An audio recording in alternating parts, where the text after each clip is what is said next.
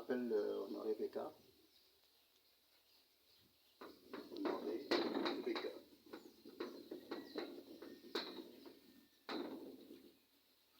Je suis un amateur des sciences physiques, notamment la physique de l'univers. À travers une série de vidéos, je vous invite à faire de la cosmologie en sortant des sentiers battus, c'est-à-dire en utilisant des hypothèses et des formules mathématiques qui sont accessibles à tout le monde. Et pour cela, nous utiliserons une théorie qui s'appuie sur un concept que j'ai appelé le concept du spot, comme ça, le concept du spot, le spot S-P-O-T, que j'abrège par SP tout simplement. Ça, ce concept du spot lui-même s'appuie sur un ensemble d'actions. Il y en a trois au total, il y a trois actions et un postulat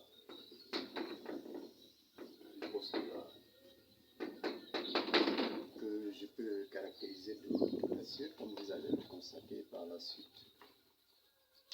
Pour cela, nous allons passer tout de suite dans le vif du sujet. Et pour cela, je vous épargne l'introduction qui est trop longue et qui s'appuie uniquement sur l'historique du concept du spot. Nous allons attaquer le premier sous-titre qui est ici, de la déduction aux actions. De la déduction aux actions. C'est le premier sous-titre que nous allons parler. De la déduction aux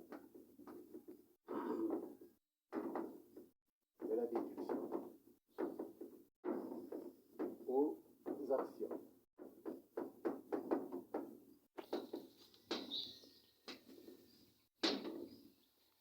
Évidemment, comme vous voyez le sous-titre, nous allons partir d'une déduction pour inscrire une série d'actions. Et pour cela, nous allons partir d'une expérience que chacun de nous connaît très bien, notamment les automobilistes. Il s'agit bien entendu d'un embouteillage sur une autoroute. C'est un phénomène qui est très étrange de par sa nature et qui est très éprouvant pour les victimes. À cause de la densité du trafic et du flux des véhicules, il arrive qu'au cours du temps, et sur une portion de l'autoroute, et peut-être même sur toute la longueur de l'autoroute, que la circulation se fige.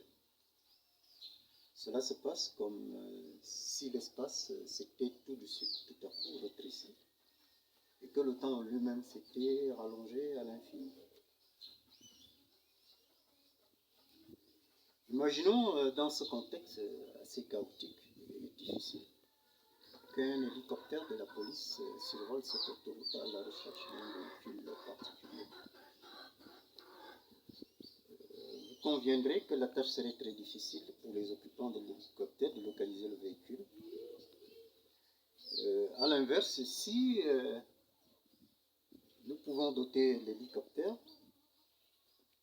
d'un système, un moyen de détection, c'est-à-dire d'un système de localisation qui sera calibré sur certains paramètres propres et uniques au véhicule. On va penser notamment à la marque du véhicule, à sa couleur et bien entendu à la plaque minéralogique. Évidemment, la chose vue de cette façon, c'est beaucoup plus facile de localiser ce véhicule-là. C'est une anecdote que les astronomes connaissent très bien parce que ce sont des professionnels qui, comme les policiers de l'exemple tout à l'heure, scrutent le ciel jour et nuit à travers leurs instruments de mesure et d'observation. Ils scrutent l'espace à la recherche des mystères qui s'y cachent. Donc, avec l'exemple des policiers et des astronomes, nous disons que les axonomes doivent avoir des outils qui sont très performants, c'est-à-dire des bons appareils d'observation, des bons télescopes, et surtout, ils doivent posséder des paramètres d'observation qui leur permettent d'arriver facilement à leur fin. La chose étant ainsi présentée, nous pouvons déduire donc les axiomes suivants. Le premier axiome, on va le formuler de cette façon. Premier axiome, je vais l'écrire en toutes lettres. À tout instant,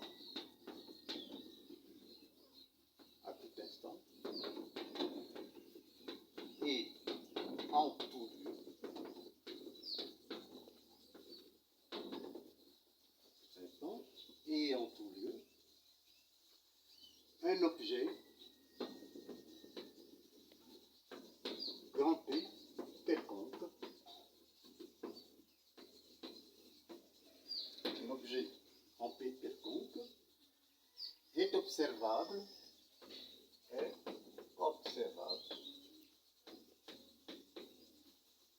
l'objet P quelconque est observable à l'aide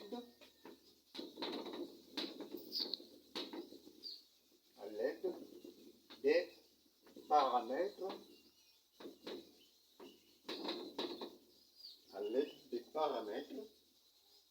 précis. Ou bien, je dis bien paramètres précis qui lui confèrent, c'est-à-dire des paramètres qui confèrent à l'objet, qui lui confèrent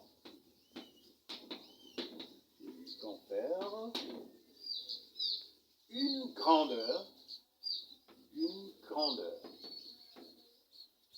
c'est-à-dire une valeur, je souligne une grandeur, propre,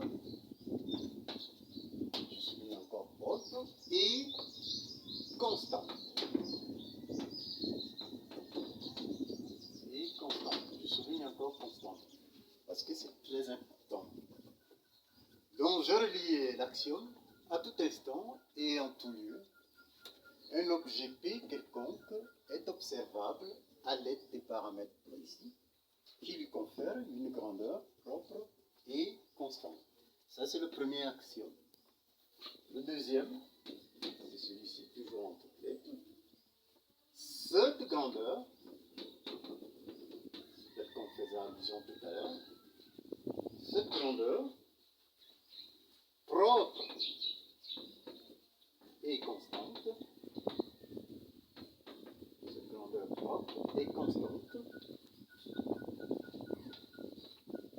et la caractéristique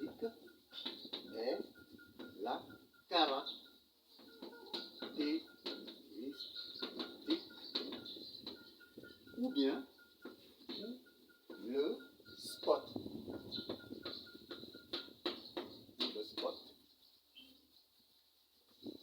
de l'objet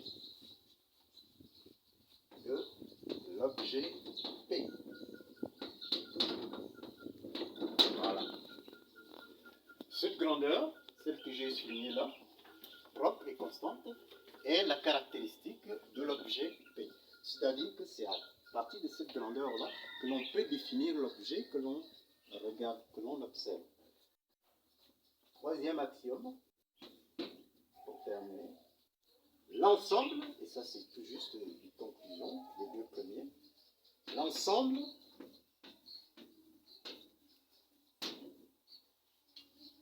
des caractéristiques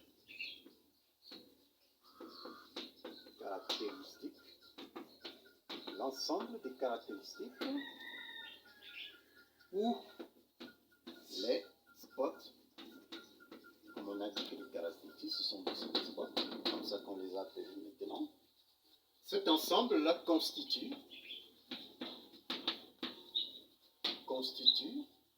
l'univers,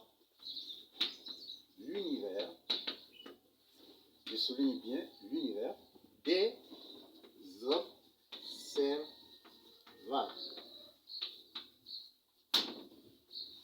Voilà. Donc tous les événements qui répondent aux deux axiomes en haut là-bas constituent ce qu'on appelle un ensemble qu'ils appellent l'univers des observables. Voici les trois axiomes sur lesquels repose le concept du spot. À partir de ces deux axiomes-là, maintenant, nous allons parler du postulat. Je vais effacer en haut. Venons de voir les axiomes sur lesquels repose le concept. Maintenant, on va voir le postulat lui-même. De quoi s'agit-il? Le postulat.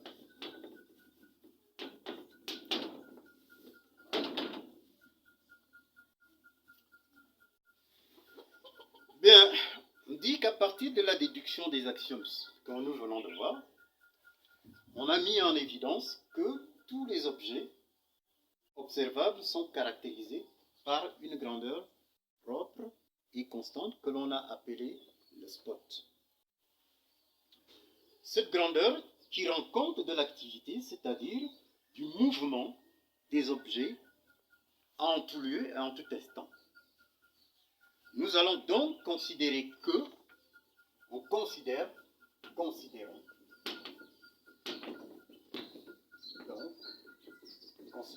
que la position,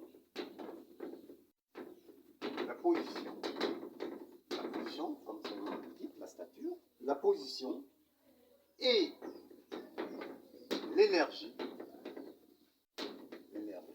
je souligne encore le mot énergie, sont les deux paramètres d'observation qui caractérisent les objets. Sont les deux paramètres.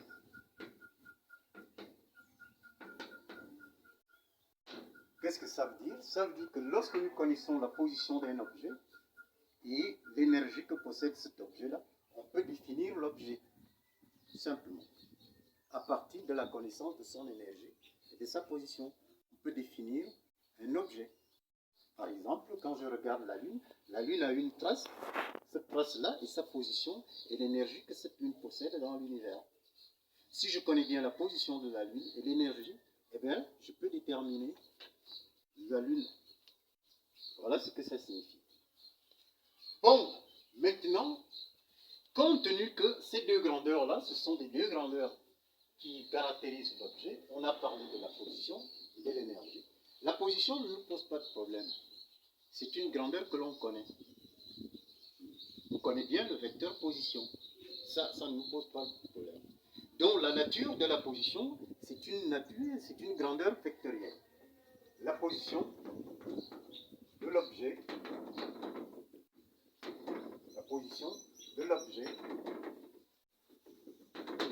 est une grandeur vectorielle de l'espace.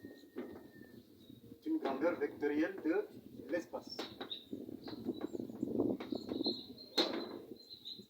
Bon. Puisque la position est une grandeur vectorielle de l'espace, et comme le deuxième paramètre qui caractérise l'objet est l'énergie, il faudrait que l'énergie ait aussi la même nature que la position pour que ça soit cohérent. Donc, si la position est une grandeur vectorielle de l'espace, nous postulons donc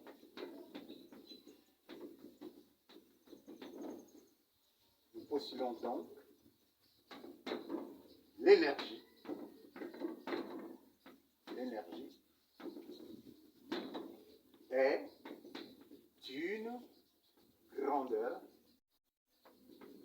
est une grandeur vectorielle de l'espace.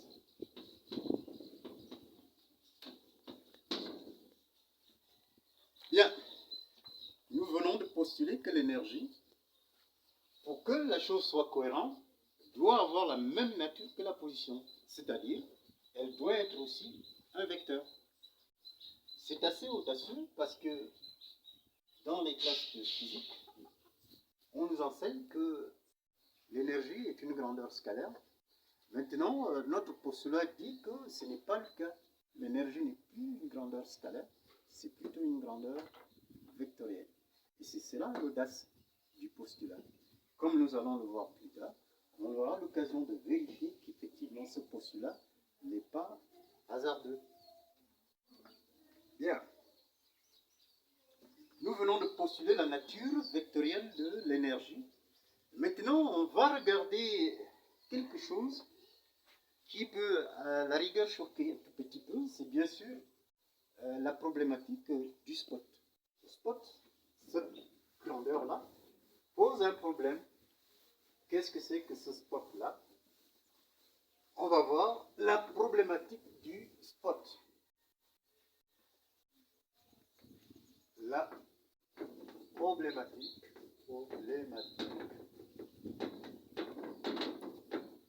du spot.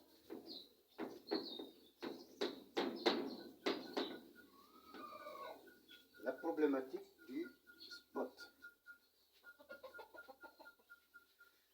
Où se situe la problématique du spot? Eh bien, elle se situe uniquement sur la métrique.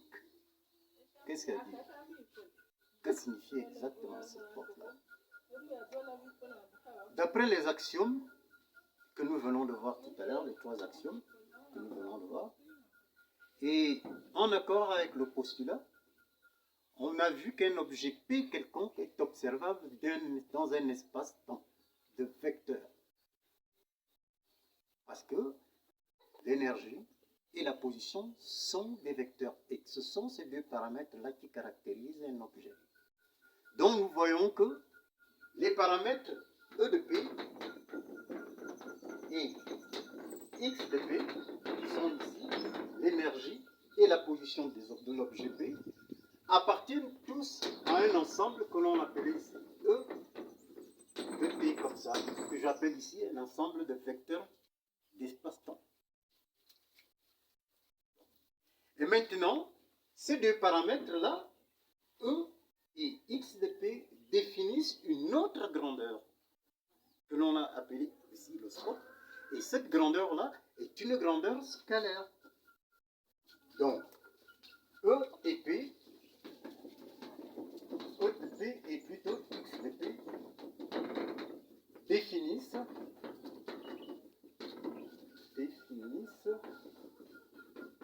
une grandeur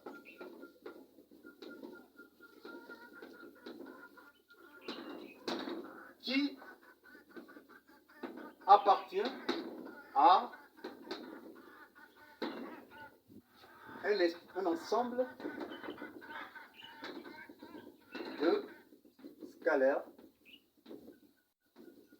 de scalaires, notés K, T, comme ça.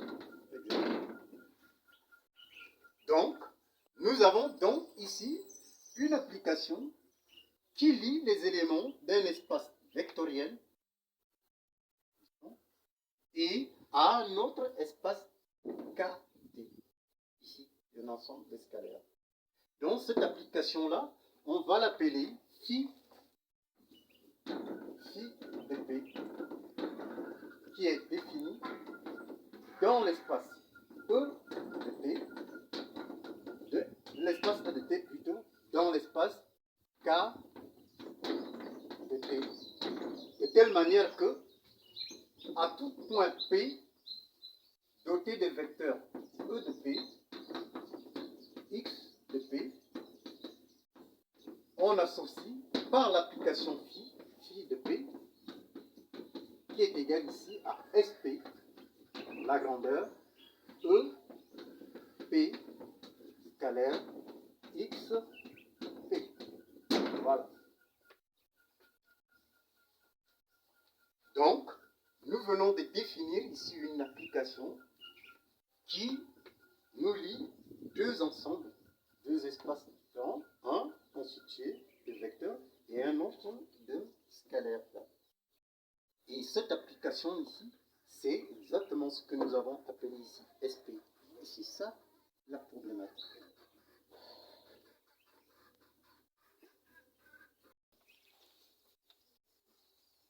Bon, nous venons de déterminer la problématique du spot. Et maintenant, on va poser le problème lui-même. Donc, on va énoncer le problème.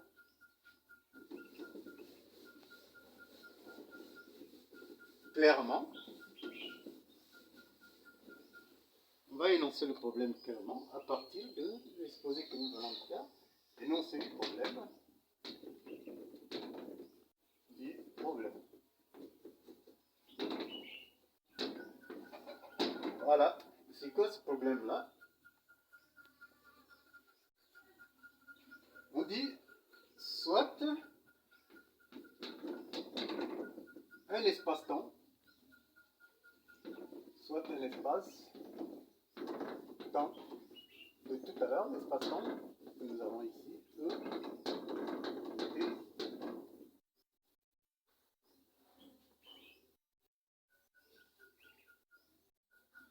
Un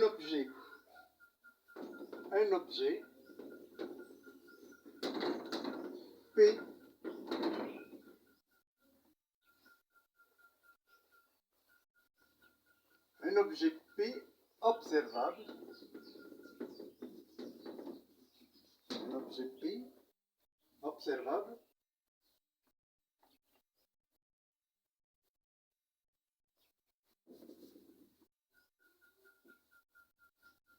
est caractérisé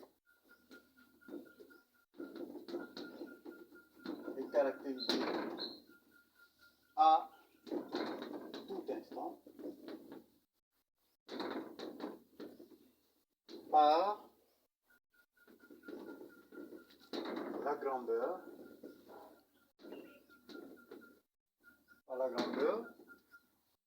SP qui est égale à phi de P égale E indice P scalaire X indice P.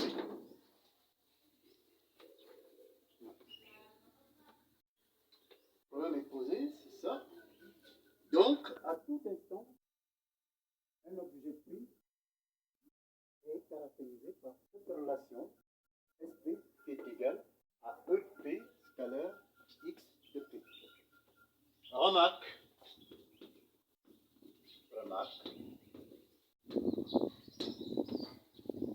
sur, bien sûr, remarque sur SP, sur le spot.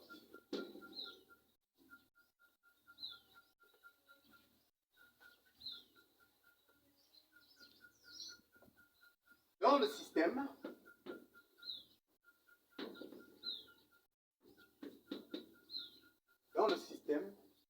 MKS,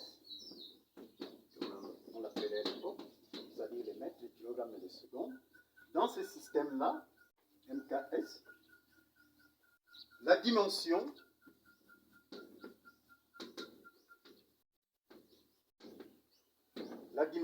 de SP, c'est-à-dire du spot, est SP, comme ça, SP, la dimension, est égale à kilogramme par seconde, multiplié par des mètres cubes par seconde. Dans le système MKS, si nous prenons la dimension du spot, SP, on voit bien que cette dimension, c'est le produit de deux débits. Le premier débit, c'est un débit massique, donc le kilogramme par des secondes, par unité de temps. Et le deuxième débit, c'est des mètres cubes par seconde, c'est-à-dire un débit spatial. Donc le spot est tout simplement la conjonction de deux débits, un débit massique, c'est-à-dire un débit de la matière, et un débit spatial, c'est-à-dire de l'espace. Et bien entendu, l'unité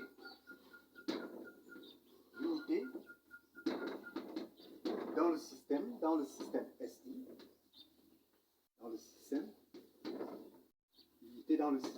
SI, ici, du spot, c'est bien sûr le joule par seconde. C'est des joules par seconde. par mètre plutôt, c'est des joules par mètre. Parce que de par la nature des SP, ici on fait le produit de l'énergie par la distance. Eh bien, l'énergie étant exprimée en joules et la distance étant exprimée en mètres, on voit bien que le spot ici a pour unité dans le système international des joules par des mètres.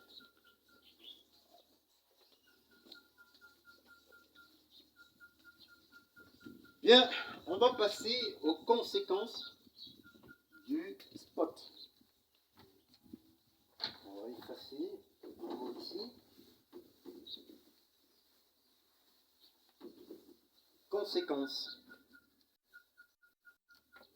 Les conséquences du spot. Conséquences de SP. Il y en a deux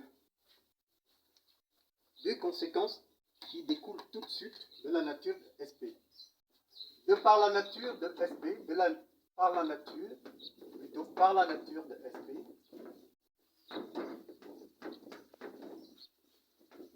c'est-à-dire du spot, qui est égal à E de P, scalaire X de P. Voilà. Et par la nature, on démontre.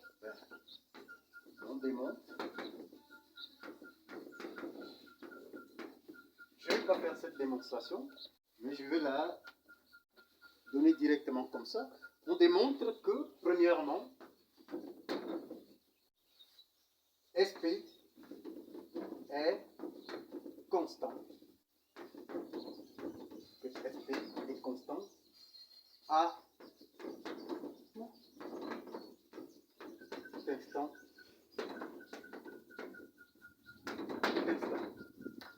Ça, c'est la première conséquence. À tout instant, si vous prenez un flash du spot, à tout instant, ce flash est constant. La deuxième, ici, conséquence, qui est tout simplement qui a trait à la diffusion. Du spot. Donc, cette conséquence dit que le Laplacien du spot SP, que l'on peut encore écrire ici, la divergence du gradient de SP égale à 0. La deuxième conséquence montre que la divergence du gradient, ou bien la divergence de Laplacien de SP est égale à nul. Ça veut dire que le flux des objets, des caractéristiques dans l'espace et au cours du temps est nul. Qu'est-ce que ça veut dire concrètement? On dit que cette conséquence sous-entend que l'activité d'un objet caractérisé par son gradient dans l'espace-temps ne diverge pas. Donc la conséquence tout de suite, c'est que l'ensemble des caractéristiques ici constitue un espace clos. Un espace clos ou fermé. Là, cela sous-entend que notre univers et tout l'ensemble des processus qui se passent à l'intérieur de l'univers restent à l'intérieur, ne peuvent pas aller ailleurs. Donc l'univers par conséquent est un espace clos, c'est-à-dire fermé. Bon, on verra ça plus tard, on va le démontrer plus tard. Bien. Nous allons nous arrêter là aujourd'hui et la prochaine fois, on va faire la représentation dans l'espace du vecteur xp et e de p. Ce sera l'objet de la prochaine vidéo.